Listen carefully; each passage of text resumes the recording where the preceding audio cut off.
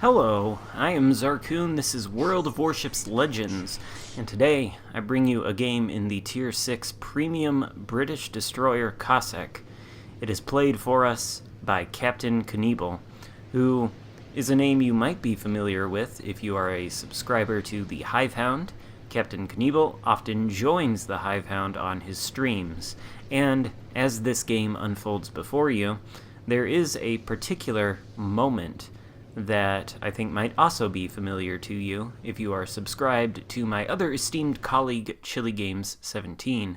I believe a play from this battle was featured in one of his top 5 plays of the week videos pretty recently, and it is a spectacular play. But the entire battle itself is pretty spectacular too. It's almost what I would consider to be a masterclass in destroyer gameplay, and the unique capabilities of the Cossack as a British destroyer help CaptKnebel do what he does here. So notice he's launched torpedoes in the direction of those 3 battleships out there. The Cossack only has 4 torpedoes, but they do a respectable amount of base damage. I think looking at the stats page uninfluenced by any builds, since I don't own the ship, they do somewhere in the vicinity of 16,000 maximum damage. So you definitely don't want to be taking them. They hurt. And that's not to mention the flooding. You'll notice also that the Cossack has a longer duration smokescreen than your typical British destroyer. Obviously, there are 4 charges of that because CaptKnebel is using the Smogathon legendary skill on one of the British destroyer commanders. I think Tyrwhitt has that skill, might be mistaken. That's who I assume Knebel is using. That gives him an extra smokescreen charge, but I think it does decrease the maximum duration of the smokescreen.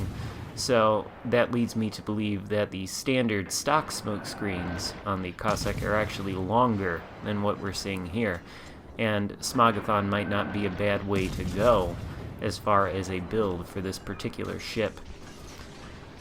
Now, those 4 torpedoes, that's not a lot of torpedoes, but CaptKnebel is going to make the most of them.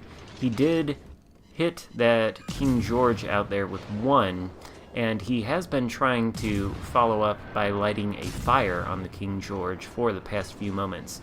Finally, now he gets it. Probably the King George, he's already used his damage control, obviously, so it's probably had a chance to cool down a little bit, but that fire is still likely going to burn for a while.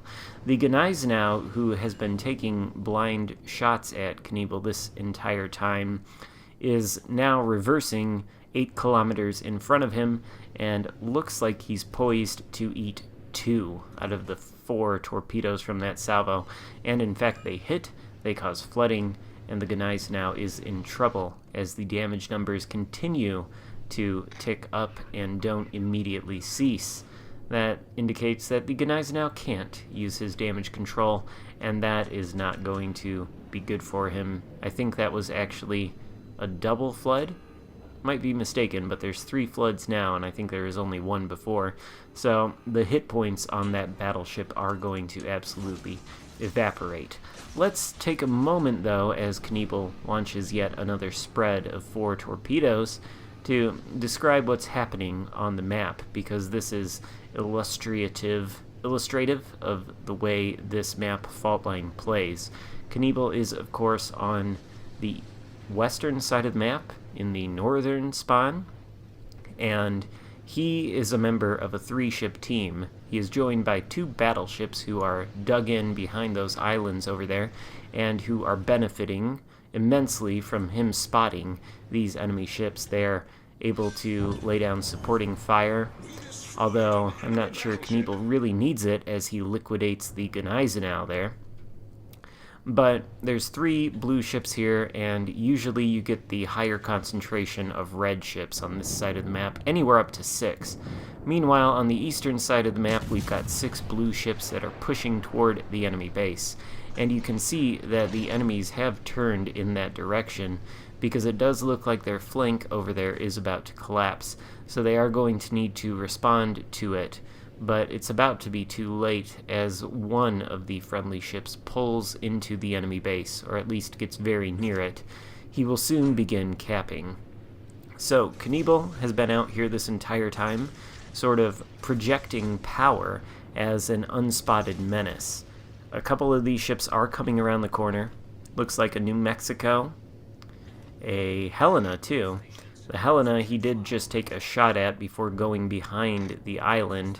Nice little cheeky shot there. Very minimal risk to his ship. But it's the torpedoes the Helena is going to have to worry about as CaptKnebel is spotted by a plane. One torpedo hits the Helena right on the bow. CaptKnebel deploys a smoke screen, and this is the most spectacular occurrence in this game. I think the part that Chili Games featured on his top 5 plays, and you'll see why. A little bit about the Cossack. It has 6 guns and 3 turrets, although it does have a 4th turret that looks like it could be a main battery. It's not, it's a secondary. And that secondary just hit the Helena, taking him out, and awarded CaptKnebel the close quarters expert in a destroyer. Certainly not something you see every day, and something I found particularly amusing. CaptKnebel gets the high caliber after his close quarters expert and liquidator medals as he lights a fire on that New Mexico, who appears to now want to push in sort of a last-ditch effort of, desperation. His team is definitely in a losing position here. CaptKnebel single fires the torpedoes in the direction of the New Mexico. These torpedoes, I'm not sure what their speed is, but they do appear to be reasonably quick. They are racing toward that New Mexico, who is only now trying to turn out of the way, and by now it's actually too late. 3 out of 4 of those torpedoes are going to hit his ship, and I'm not sure if they're going to take him down here, but he's certainly hurting. CaptKnebel is now going to move forward since his smokescreen is about to expire, being very careful here to put the island between him and the enemy Bayern 7 kilometers away from him, so that he can shoot at the New Mexico without having to worry about taking fire from any other enemy ships. The New Mexico, though, goes down to the friendly Nagato, so CaptKnebel is going to reverse and reposition himself. He has taken down 2 of the enemies so far and done 162,000 damage. A pretty good game by anybody's standards, but he's not quite done yet. There's still a pretty healthy Bayern out there, although that Bayern is not going to be healthy for too long. He's got, I think, 2 battleships shooting at him, and now CaptKnebel, who on his first salvo lights a fire on the German battleship, which, if you've ever played German battleships, the fire alarm thing that the German commander says is not something you necessarily really want to hear on a regular basis, although you are pretty much doomed to hearing it on a regular basis. The Bayern is trying to reverse out of trouble, but his efforts are going to be futile. There is a King George V out there. That's a bit of a scary ship for CaptKnebel in his destroyer. King Georges like to fire HE, and King George HE likes to blow up destroyers. So CaptKnebel does appear to consider firing his turrets at the King George, but decides instead to launch the torpedoes. Seems like the King George can't quite decide whether he wants to reverse or go forward. He does take a nasty hit there from one of the battleships as CaptKnebel slips around the island again and goes unspotted. But the Bayern has reversed all the way out here, and this is really the only, I wouldn't even call it a mistake, that CaptKnebel makes in this game, getting spotted at close range by this Bayern. He does pay for it with about a third of his hit points there, so that's not good. Luckily, he does have the smoke screen, and the Bayern is on very low health. He's on such low health, in fact, that it's not going to be super risky now that CaptKnebel has lost spot for him to peek out of the smoke screen, reacquire his target, and continue pumping HE into him. There's another fire on the Bayern, and that pretty much spells his doom. The German battleship is going to go down. The only question is, who gets the kill? Well, it's Knebel. That's his third kill of the match, and he has done 182,000 damage. Fantastic result.